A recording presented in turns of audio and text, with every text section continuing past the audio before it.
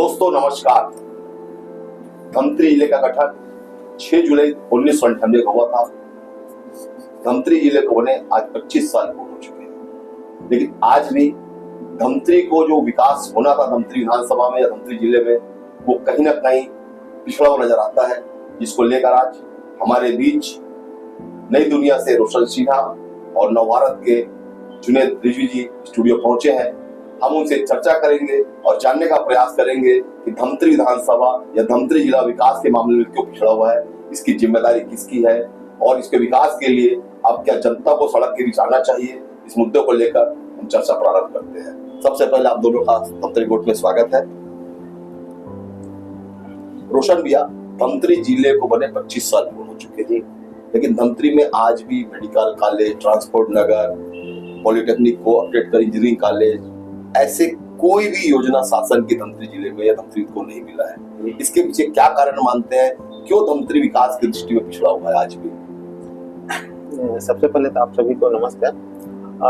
आपने जो पूछा है उसके बारे में यही कहना चाहूँगा कि शासन की योजनाएं जो होती हैं वो जनता तक तो पहुँचती हैं, लेकिन उनको पहुँचाने के लिए जिनकी जिम्मेदारी बनती है और उनका जो दायित्व होता है, उन दायित्वों के प्रति वो किसी न किसी कारण से पीछे रह जाते हैं।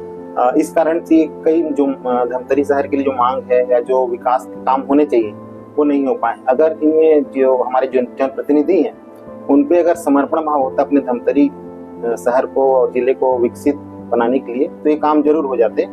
पूर्व के अलग अलग राज्यों में, अलग अलग जिलों में देखने को मिलता है कि जिन जनप्रतिनिधियों ने समर्पित होकर काम किया है, उनका जिला, उनका शहर आगे बढ़ा है। ज़्यादा दूर ना जाए, अपने पूर्व विधानसभा को देखें, वहाँ जो काम हुए हैं उस तरीके से काम हमारे धमतरी जिले में भी हो सकते हैं, अगर यहाँ के जनप्रतिनिधि या जो यहाँ के जो जनसेवक हैं वो काम करें। जुनेद भी, आप क्या मानते हैं इसको लेके? धमतरी का जो अपेक्षित विकास है वो अब तक के नजर नहीं आते हैं। जो बड़े बड़े प्रोजेक्ट यहाँ पे दिखने चाहिए, चाहे बस स्टैंड हो, hi tech bus stand, medical college है, ट्रांसपोर्ट नगर है, गोकुल नगर है, इंजीनियरिंग कॉलेज है, ये काम अगर दृढ़ इच्छा शक्ति के साथ यहाँ के जनप्रतिनिधि, नेता या अधिकारी करना चाहे तो कोई बड़ी बात नहीं है। लेकिन अब तक देखा गया है कि धमतरी को वो सम्मान नहीं मिल पाया है जो उसको मिलना चाहिए था। इसके लिए किसी को दोषारोपण देने की बजाय हम ये देखते हैं कि हमने क्या किया है।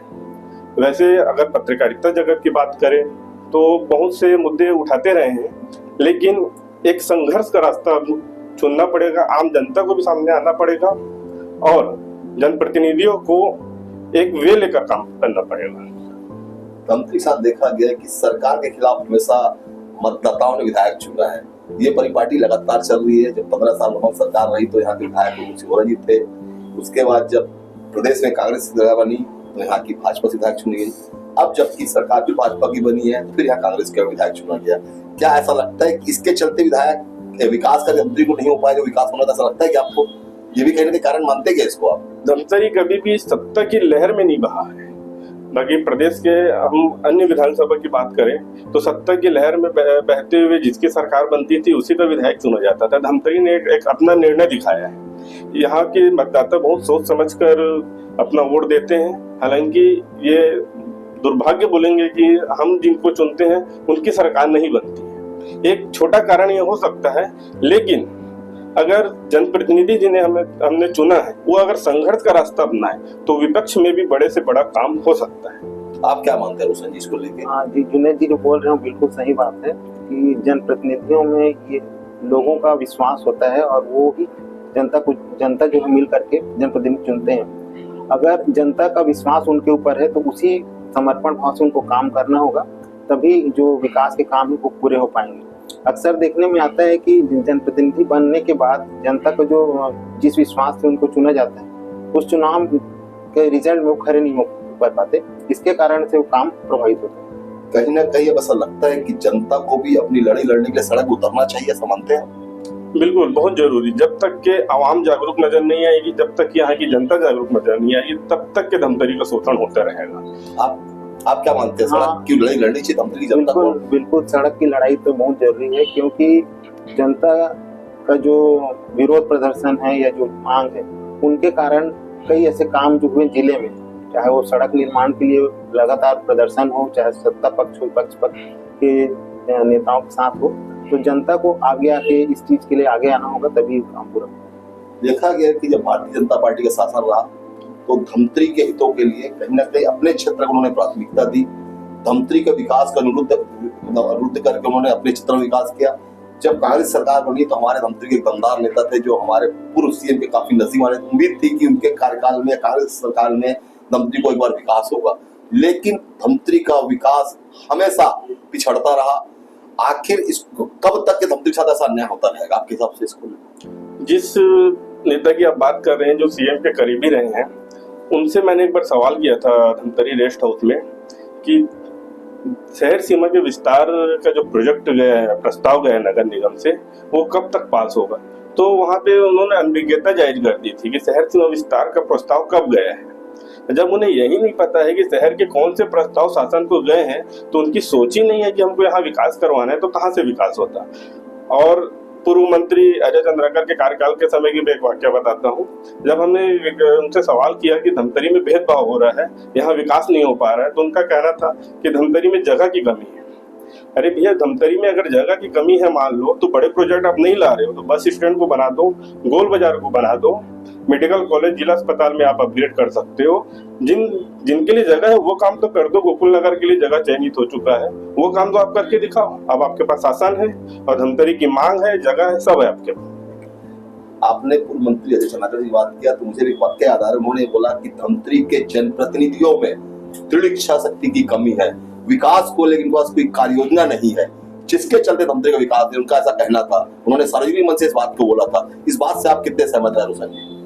जी, ये बिल्कुल सही बात है कि समर्पण भाव तो होना ही चाहिए, लेकिन नहीं हो पाने के कारण ही काम नहीं हो पाता है। जनता का जो समर्पण है या जो साथ है वो जनप्रतिनिधियों को अवश्य मिलेगा अगर वे सड़क की लड़ाई लड़ते हैं। पूर्व के सालों में ऐसा देखने को मिला है कि अगर कोई जनप्रतिनिधि विकास कार्यों को लेकर आगे बढ़ता है तो जनता का सहयोग मिलता है। तो इस तरीके से काम उनको करना पड़ेगा किसी भी जनप्रतिनिधि को, तभी ये काम हो पाएंगे। धमतरी की बात करें तो पहली बार शहरी सत्ता कांग्रेस को मिली है, क्योंकि आजादी के बाद या आजादी के पहले हमेशा भारतीय जनता पार्टी संसद कब्जा रहा है।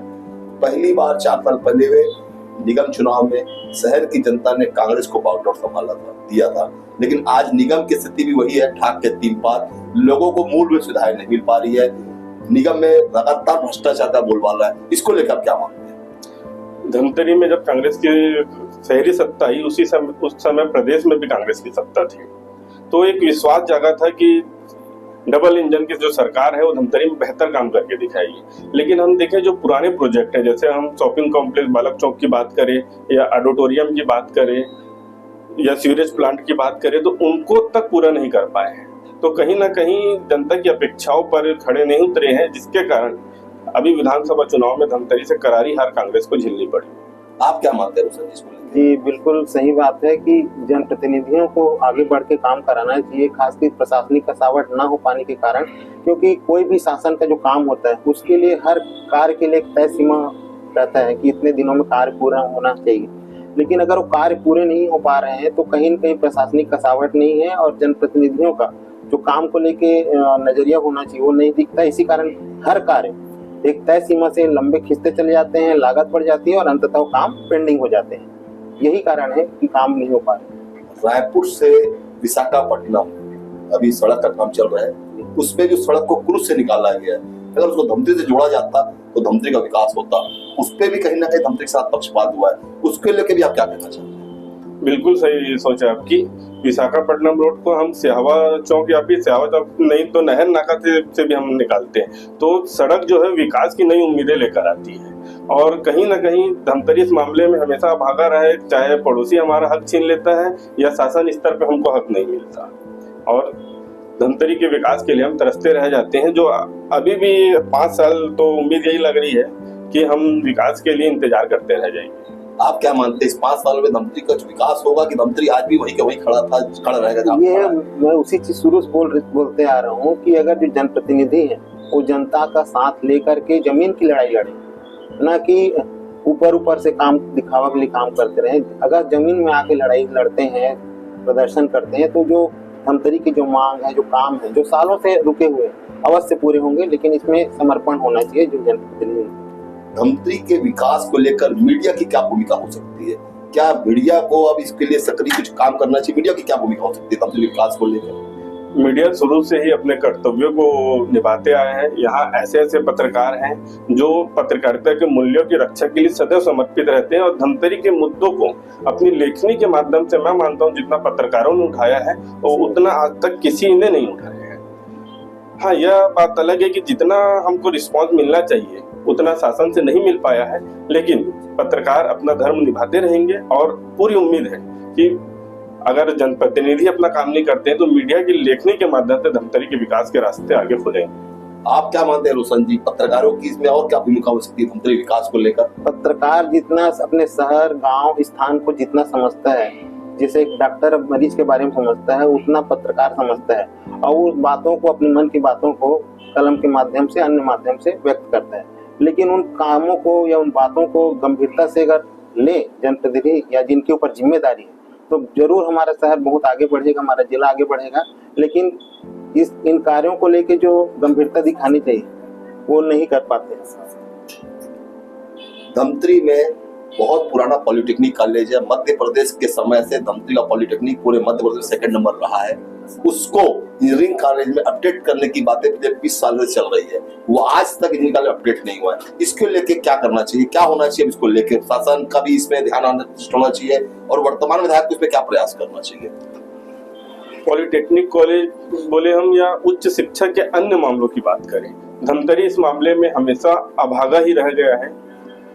यहाँ पॉलिटेक्निक कॉलेज को इंजीनियरिंग में तो अपडेट करना चाहिए, इसके अलावा जो व्यावसायिक पाठ्यक्रम है और पाठ्यक्रम पीजी कॉलेज के अलावा, जैसे हमारे पत्रकार प्रखर समाचार के मगन भी ने बहुत अच्छा मामला उठाया था कि इंग्लिश कॉलेज के भी जिस तरह भूपेश बघेल सरकार में आत्मानंद कॉलेज खोला, उसी की तर्ज पर एक इंग्लिश कॉलेज भी खोलना चाहिए। तो उच्च शिक्षा के मामले में बहुत ज्यादा ध्यान देने की जरूरत है। कब तक हमारे युवा बाहर पढ़ाई करने के लिए जाते रहेंगे और कब तक उच्च शिक्षा से वंचित होते रहेंगे? आप क्या मानते हैं? बिल्कुल सही बात है। और ये जब हुई थी बैठक नगरी में, तब उस बात को मगन ने उठाया था कि इंग्लिश माध्यम से पढ़ाई होनी चाहिए और उन्होंने तत्काल इस बारे में कहा था कि हम मांग को पूरा करेंगे। अब ये बात वहीं पर आकर अटक जाती है विपक्ष और पक्ष के बीच में। अगर शासन चाहे तो कर सकती है और ना चाहे तो नहीं हो पाएगा।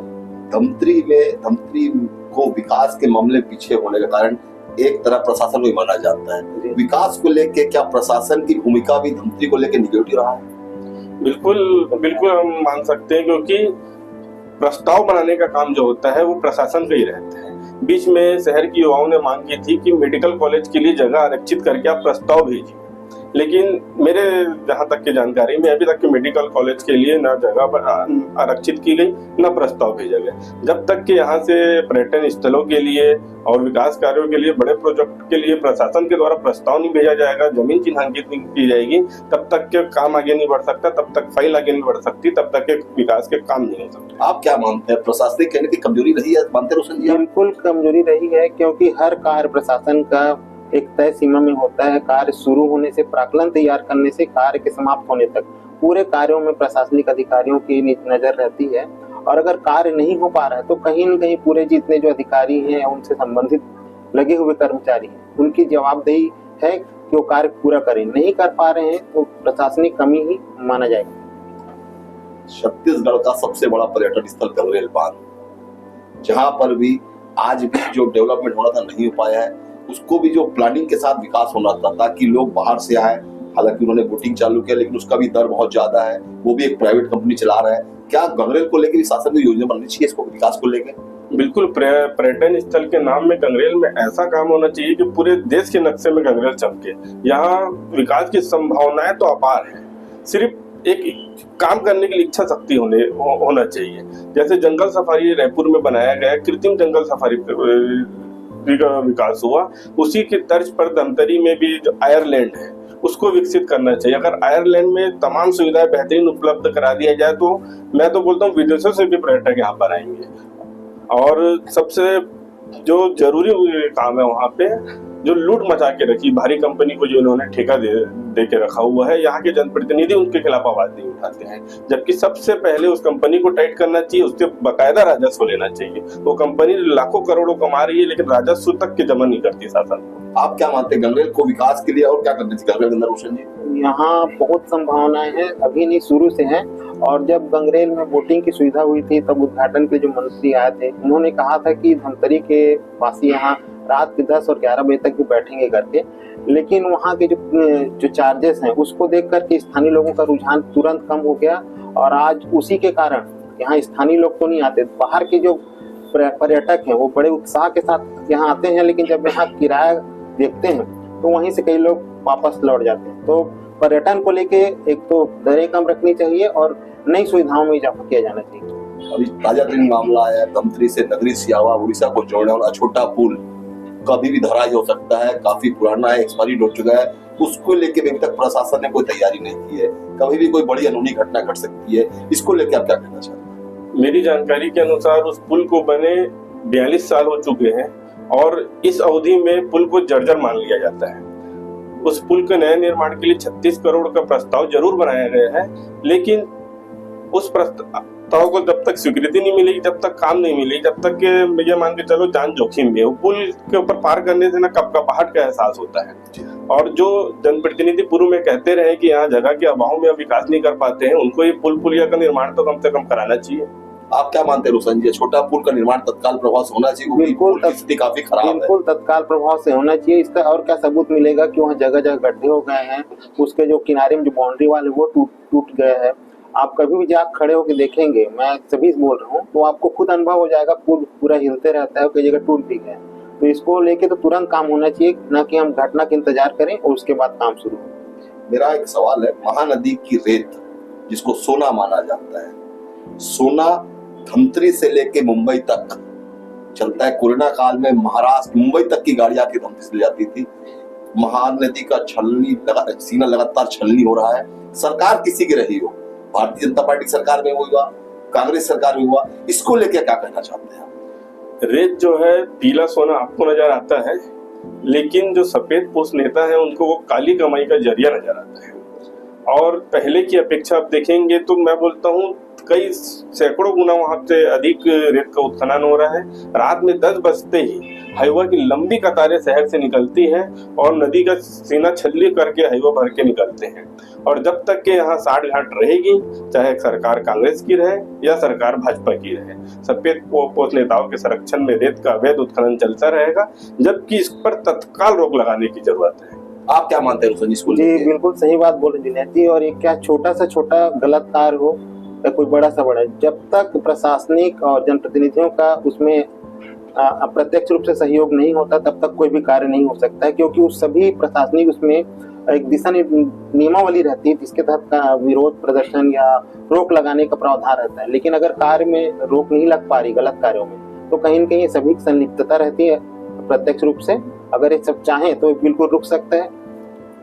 रेत के खेल से मानती कांग्रेस भाजपा भाई भाई है, सब एक छत के नीचे आ जाते हैं, मानते हैं। बिल्कुल 101% आपकी बात से मैं बिल्कुल सहमत हूं। तो क्या ये रेत का अवैध खेल रुकेगा कि नहीं रुकेगा धमतरी जिले में, क्या लगता है आपको? वर्तमान की सरकार बदल चुकी है, भारतीय जनता पार्टी कार्यकाल में कांग्रेस ही चिल्लाते थे अवैध रेत उत्खनन को लेकर, सरकार कांग्रेस की तो भाजपा ही चिल्लाते थे, अब वापस भाजपा की सरकार आ गई है। तो क्या ये रेत का अवैध कारोबार रुकेगा कि बदस्तूर जारी रहेगा, आपको क्या लगता है? पहले भी हमने भाजपा की सरकार में देखा है कि रेत का खेल चलता रहा था और उसके बाद कांग्रेस में भी वही स्थिति रही, तो विशेष बदलाव की हमको कोई उम्मीद नजर नहीं आ रही। आपको क्या लगता है रोशन जी? हाँ बिल्कुल, मुझे भी यही लगता है कि बदलाव तो नहीं होना है, कि इसके लिए केवल जनता को ही आगे आना होगा। जैसे कि कई गांवों में विरोध करते हैं, उन गांवों तक ही ना हो करके सभी लोग समग्र रूप से अगर विरोध करें तभी इन कार्य पे रोक लग सकती है, अन्यथा नहीं रुक सकती। मुझे ध्यान है रोशन जी की पहले रेत का कोई काम नहीं था, लोग ट्रैक्टर जाते थे 100-200 दे के ले आते थे, कभी रेत को लेके कभी ऐसा माहौल नहीं होता। पिछले 15-20 साल से रेत को लेके ऐसा काम चालू हुआ है। तो क्या शासन को चाहिए कि रेत की पॉलिसी को वापस पुनर्विचार करना चाहिए, बिल्कुल पुरानी पॉलिसी लानी चाहिए, क्या लगता है आपको? तो क्या है, सत्ता बदल गई है लेकिन रेत माफिया वही है। और सरकार अगर पंगु ना हो रेत माफियाओं के सामने तो ही कुछ काम हो सकता है। बकाया अगर हम पिछला रिकॉर्ड देखें तो बिल्कुल यही मान के चले कि रेत का खेल चलता रहेगा, हम अपना कलम कितना भी खींच लें, जिनको रेत से पैसा कमाने की गंदी आदत लग गई है। उनसे हम बदलाव की उम्मीद नहीं कर सकते। आप क्या मानते हैं रोशन जी इसको लेके? बिल्कुल सही बात है। केवल चेहरे बदल जाते हैं सत्ता बदलने के बाद, लेकिन कार्य बदस्तूर जारी रहता है और आगे भी जारी रहेगा जब तक जनता इसका खुल करके विरोध न करे। इसमें प्रशासनिक लोगों का क्या होता है, जिनकी जिम्मेदारी होती है गलत कामों को रोकना, जिसमें जिले के बड़े बड़े अधिकारी रहते हैं, उन क्या वो भी अपनी ड्यूटी सही ढंग से नहीं निभाते, ऐसा मानते हैं आप? नहीं, बिल्कुल नहीं निभाते। वो सिर्फ ऊपर का जिनका आदेश रहता है उसी का पालन करते हैं, और ये अदृश्य शक्तियों का आदेश रहता है जो हम पहचान भी नहीं सकते, और उन शक्तियों के सामने प्रशासन भी बेबस नजर आया है अब तक के। एक और मामला अवैध प्लाटिंग। भूमाफियाओं ने शहर के चारों तरफ अपना अवैध जाल फैला लिया है, जहां देखो वहां अवैध प्लाटिंग का खेल चल रहा है। इसको लेके आप क्या कहना चाहते हैं, क्या मानते हैं अवैध प्लाटिंग? मैं शुरू से बोलते आ रहा हूँ इस बात को कि जब तक सत्ता पक्ष और उन प्रशासनिक संलिप्तता रहेगी इस कार्य पे रोक नहीं लग सकती, और ये काम सालों से चला आ रहा है, आगे भी चलते रहेगा। अगर हमको इस कार्य पे रोक लगानी है तो इनके दायित्वों को अपना पूरा करना होगा, तभी इस कार्य पे रोक लग सकती है। आप क्या मानते हैं जुनेद जी, अवैध प्लाटिंग और रेत को लेकर आप क्या मानते हैं, कैसे रोका जाना चाहिए, इसको कैसे प्रयास होना चाहिए? क्या जनता को इसके लिए आगे आना चाहिए? अगर प्रशासन अपने अधिकारों का सही उपयोग करे तो रेत और अवैध प्लाटिंग इन सब कार्यों को 24 घंटे के अंदर रोक लगाई जा सकती है। सिर्फ प्रशासन को शक्ति दिखाना होगा, और यह शक्ति तभी संभव है जब शासन से इनको कड़ी कार्रवाई का आदेश मिले। बहुत बहुत धन्यवाद, आपने धमतरी के विकास के लिए देवाकी से अपनी बात रखी। अगली बार एक नए सेक्शन फिर हमसे नमस्कार।